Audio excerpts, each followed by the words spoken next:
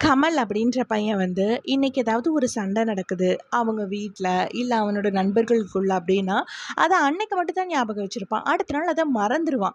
மறந்துட்டு எப்பவும் போல் ரொம்ப ஜாலியாக இருப்பான்.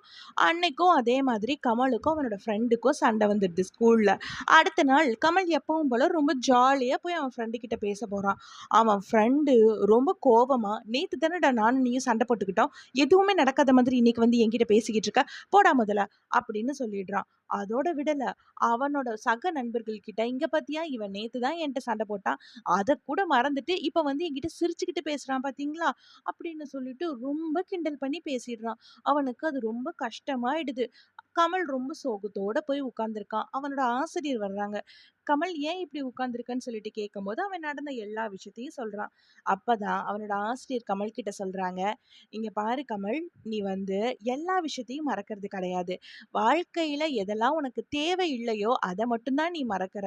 சொல்லப்போனா இந்த மாதிரியான விஷயங்கள் ரொம்ப நிம்மதிய தரக்கூடிய விஷயங்கள். காரணம் என்ன அப்டின்னா, இப்ப தேவையில்லாத சண்டைகள், தேவையில்லாத மனக்கஷ்டம் வரும்போது, அத மனசுல சுமந்துக்கிட்டே இருக்க இருக்க நம்மளுக்கு நிம்மதி இல்லாம போயிடும். ஆனா, அத நீ மறந்தர்ற. வாழ்க்கையில சில நேரம் மறதி கூட நம்ம நிம்மதியா வாழ்றதுக்கு முக்கியமான ஒண்ணு. அது உன்கிட்ட இருக்கு. அத நீ நெனச்சு சந்தோஷப்பட்டுக்கோ."